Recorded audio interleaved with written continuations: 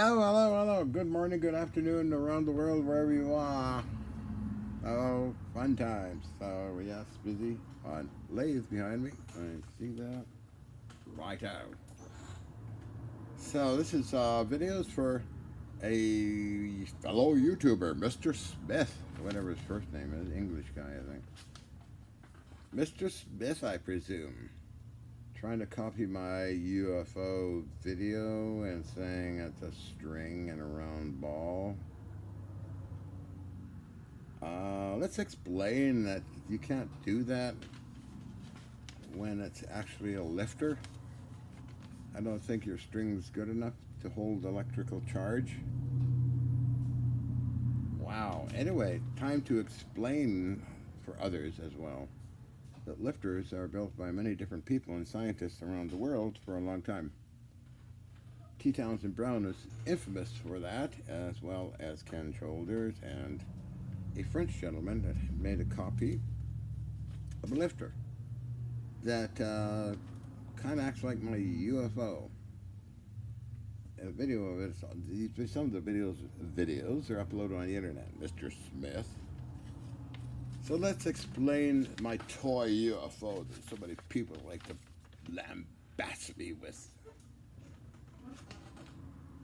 They didn't. I'm supposed to be in this little slot where I'm doing something else, but I can't do other things because they don't. People don't like it. Some people don't like it, so I can't do lifters. And oh, we got a string on something or a wire or whatever it is. Anyway, I made a little drawing here of the old 2001 flying saucer.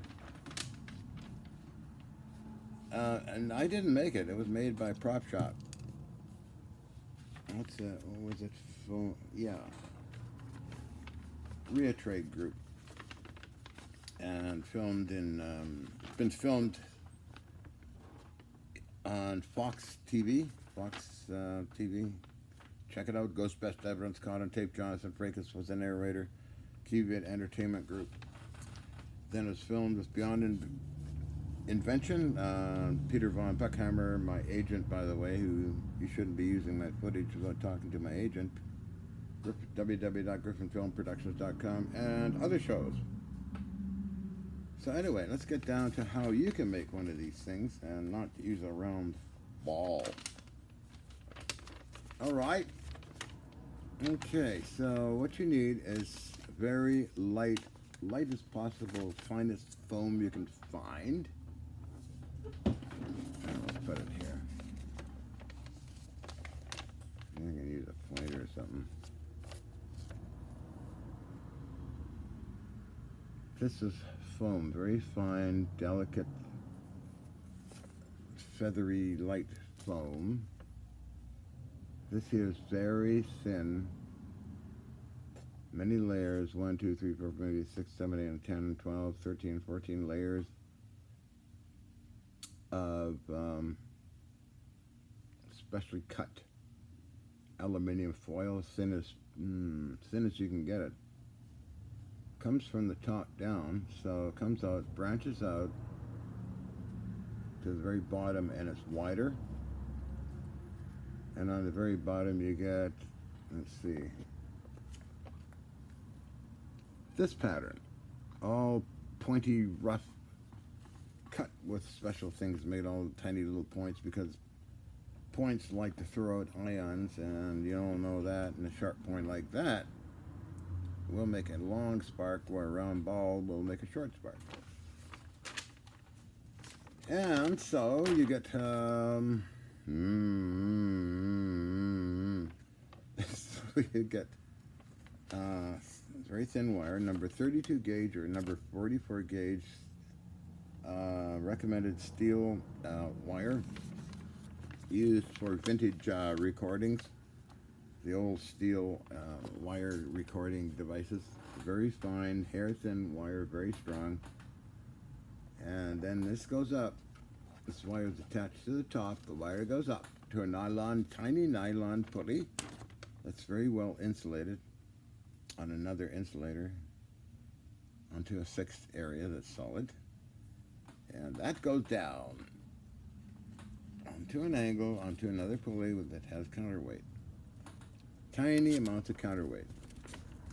And the DC voltage is applied down there. Like very fine Litz wire. Use Litz wire for that kind of areas, okay? So when the thing goes up from ion drive underneath, the wire doesn't get all bent out of shape or wrapped around something. It's taken up by the counterweight or that kind of thing. It's quite a process of building it. Okay. And when you got that, you know, make sure that this wire doesn't touch anything flammable, because I had a few flameouts, as they were called by other people.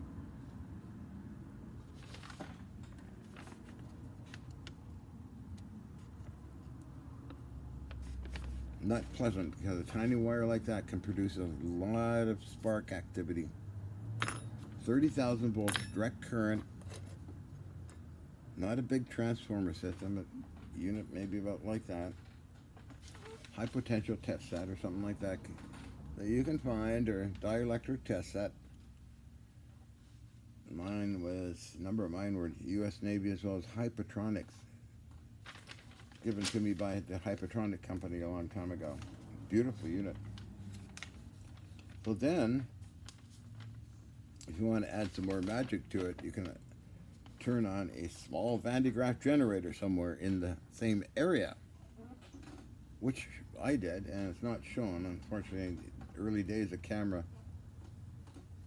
That's a long time ago. On the internet, John makes big problems.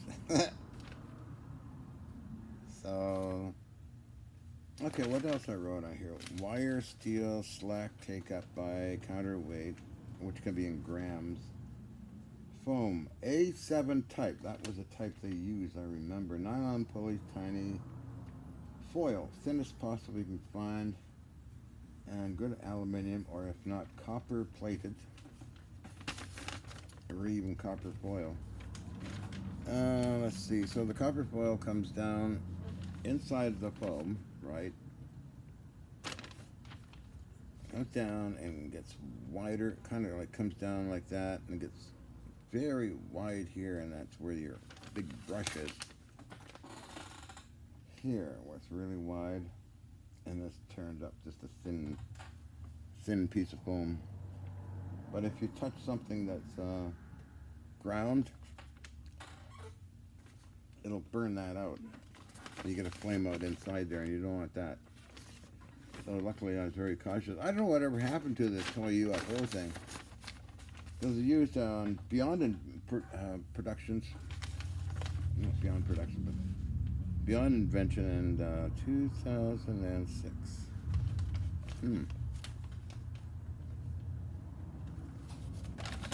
So, Mr. Smith, I enjoy your videos, but I don't know why you wanted to use a string and a round ball and create that. Come on, you can do better than that. Suggest you build one of these. Or get one built at a prop shop.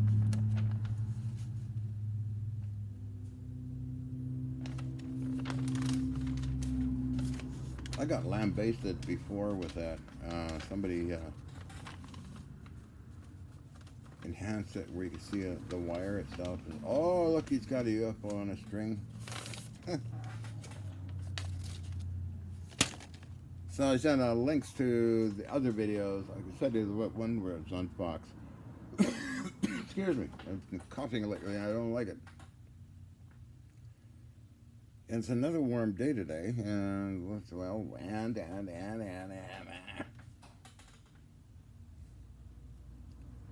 so we covered that territory.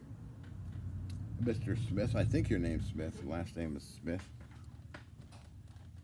That's where I learned about your Zamboni piles and other things you do. Come on. This is getting close to being slanderous. Come on, be good.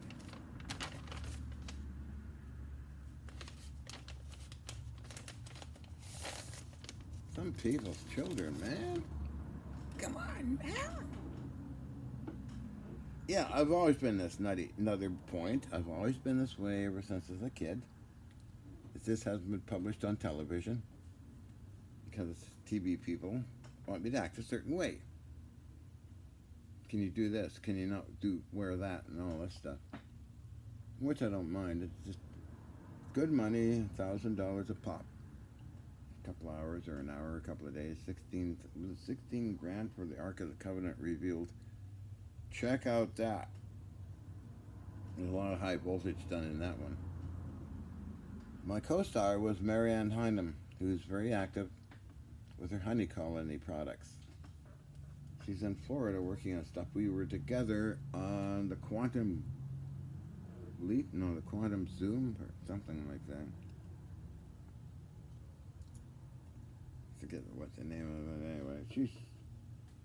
She covered Egypt, I covered Vancouver, built the Ark of itself, fired it up, had electrostatics in it. It was messy at P&J Metals Company in Surrey. Paul and John and Nigel were good friends of mine and owned a metal supply company, and it was a lot of fun working in that place there. About the same time this was going on. No, 2004. This is 2000 or something.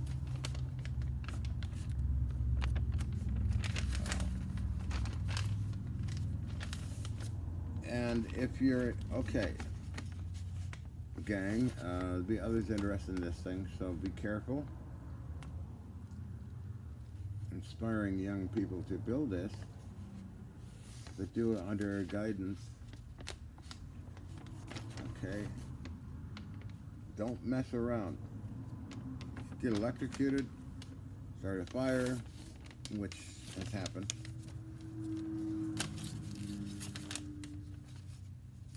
Don't listen to me. I'm. Well, you can build it, but be careful. The old saying, "Don't do this at home. Do it in a shop somewhere under guidance." You pump 30,000 volts into something like this, and that wire breaks or gets loose, it can be a real mess. Everything should be anchored solid. The little nylon pulleys were on insulators, by the way, and anchored solid.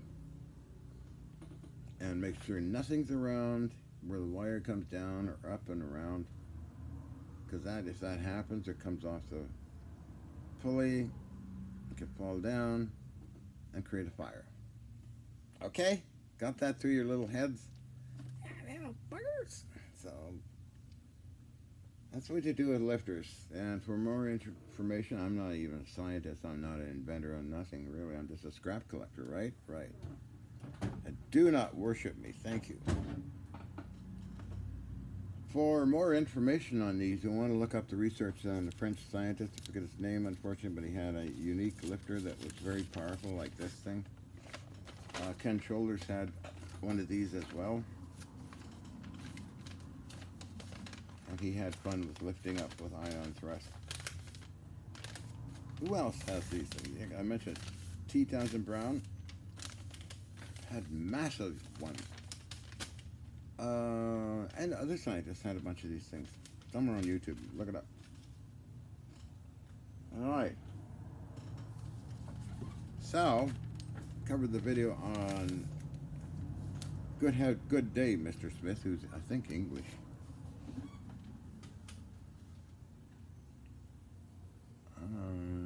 He's spreading dangerous ideas, Mr. Smith. Don't do it.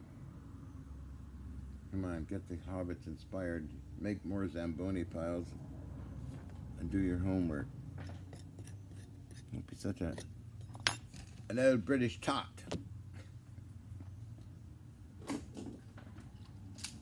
Alright, well, here we are.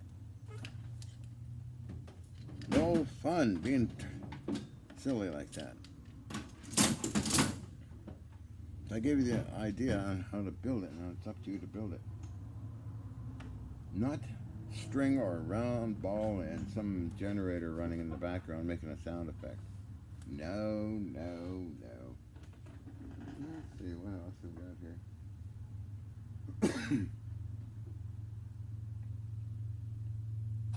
uh-huh.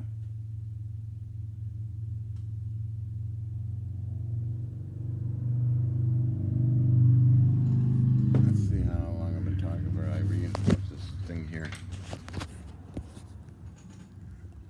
Here, we'll take a closer look at it. It's 15 minutes. It's an interesting design. It's strong. I mean, good lordy. So on the front part, it's pretty tough. It's 3/4 inch rod, stainless steel, mounted in a part down here that was part I got on eBay off a lathe that just fits perfect with the plate on it. It's a lead screw holder off some other lathe. I have no idea which one. So I said, that'll tap out fine to 3/4 inch core thread. And then I got the idea to mount this brass chunk in here with 2 end caps that are 3/4 core thread. Just really make it sturdy. And I did the back too. I'll go around to the back.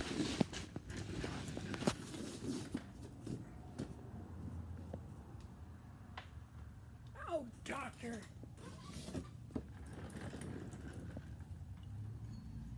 This is, shit, I gotta paint these actually. So these are posts I pull out of the ground. Not rusty or anything, but it's pretty strong, and I decided to put energy here and down here. Note the round piece is drilled to support because you got a piece here that's on the very edge of 1/4 inch steel. I'll make it stronger, so I did. Here and here. And it's already got a link belt, and see that? There we go. Just waiting for more link belt to hook up the motor to it, so it'll run fine. That's just perfect. And everything is adjustable for tension for the lower belt.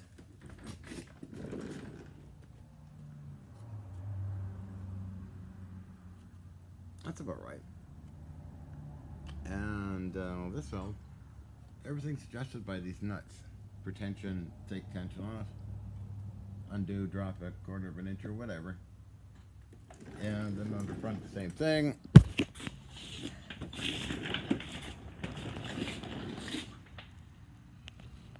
This one post, that works great, and I got a adjustment wheel here for tension. And above that, another one for tension on the motor drive. It works out fine. It's got to paint and wait for the other part to come, which is belt link stuff. Make your own belt.